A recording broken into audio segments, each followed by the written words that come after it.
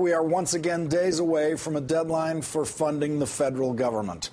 Talk of a shutdown is once again in the air, and this time all sides are promising it won't be like last time, 4 weeks ago, when the Congress voted to simply continue temporary funding for a few more weeks. Speaker of the House John Boehner approaching this deadline with all the certitude and determination that he has brought to all the other deadlines, blinked today and tried to restore the possibility of doing yet another temporary budget extension. I'm not going to put any options on the table or take any options off the table. Our goal is to cut spending because it's going to lead to a better environment for job creators in America. That's our goal. We're going to continue to pursue our goal. But the option of a temporary bill was immediately taken off the table by House Majority Leader Eric Cantor, who is so close to Boehner's throne that he is known to want it for himself, and who someday might try to lead a Tea Party coup against Boehner if the Speaker makes the mistake of alienating or disappointing the Tea Party in any way. Democratic Senator Chuck Schumer describes Boehner's conundrum this way. The Speaker has said all along he wants to avoid a shutdown at all costs. And, Madam President, I believe him. He's a good man. The problem is a large percentage of those in his party don't feel the same way. They think compromise is a dirty word. They think taking any steps to avert a shutdown would mean being the first to blink. So Speaker Boehner is caught between a shutdown and a hard place. He's caught a tiger by the tail in the form of the Tea Party. On Thursday, Tea Party supporters will descend on the Capitol to protest the, quote, lack of leadership and, quote, the lack of courage that has led members of Congress to abandon their service to the people by passing continuing resolutions instead of cutting the $100 billion they pledged. Potential 2012 candidate for president, Congresswoman Michelle Bachmann, will headline that rally. Newt Gingrich will also be at the Capitol on Thursday speaking to House freshmen. There is no chance that Gingrich will say anything like what he said when he was in a similar situation as Speaker and actually had the responsibility of governing. Newt Gingrich gave a speech when we reached the 98 agreement between Clinton and Gingrich.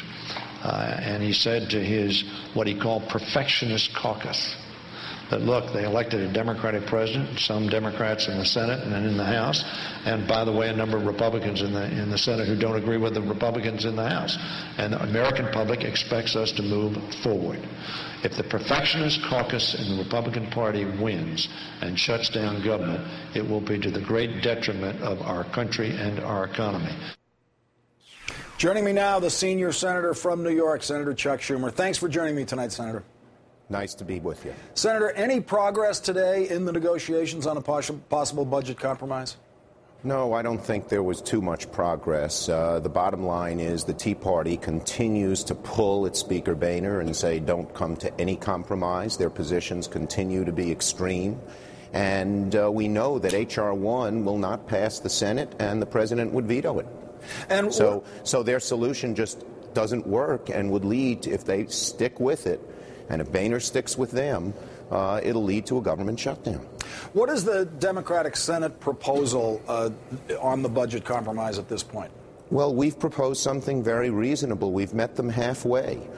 They want $60 billion in cuts below the president's number. We were happy to stick with the freeze at the president's number, but we're willing to meet him halfway. And today, Leader Reid said that we were willing to cut $30 billion. So we're trying to reach out and compromise and meet part of the way. And as I said before, I believe that Speaker Boehner would like to do that, but he's got a tiger by the tail, the Tea Party, who believes compromise is a dirty word.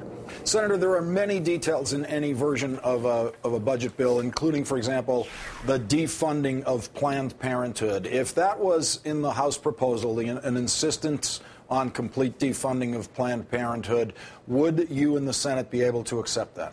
No. There was some talk today about some riders being accepted by Leader Reid, but let's be clear, those would be the kinds of non-controversial riders we haven't heard about. The bottom line is that whether it's Planned Parenthood or EPA, we will not accept those riders. And any thought to the contrary is wrong. We believe that they don't belong in a budget bill.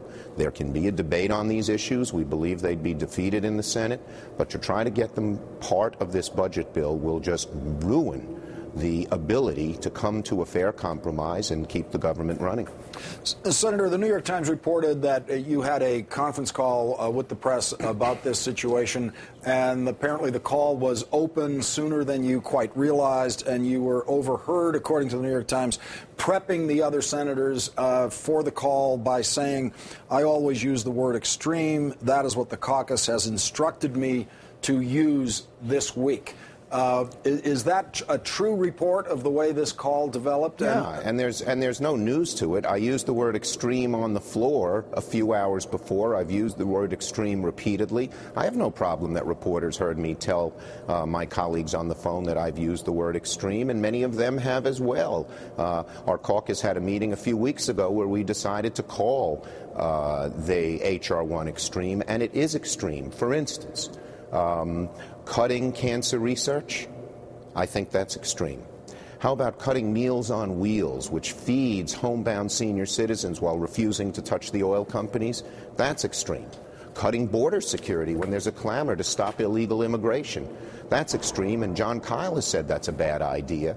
And, of course, these riders, defunding Planned Parenthood, are extreme, and Republicans like Susan Collins and Scott Brown have said that those are wrong to be in the bill. So, yes, H.R. 1, the bill that the Tea Party sticks with and that they're not budging from, is extreme. And I've said it before.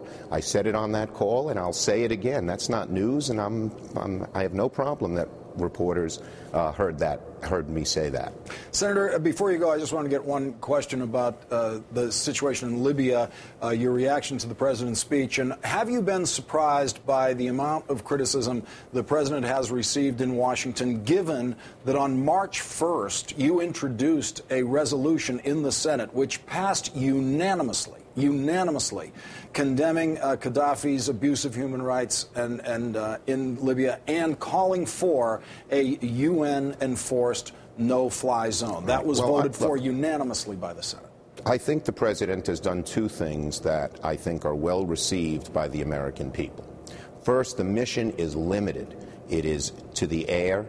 It is to, first, humanitarian purposes, as the resolution called for, to prevent the massacre of hundreds of thousands of innocent Libyans in Benghazi. And second, to, of course, the second part of the mission, which I think Americans support, is from the air to disrupt Gaddafi's control and command and supply lines. But the second part of this that I think is really noteworthy, we are fighting two land wars in Asia. We have huge domestic needs. And the president, in a relatively short period of time, has brought others in to take a major share of the fighting. NATO is in charge. The British and French are out there. We even have Arab nations out there.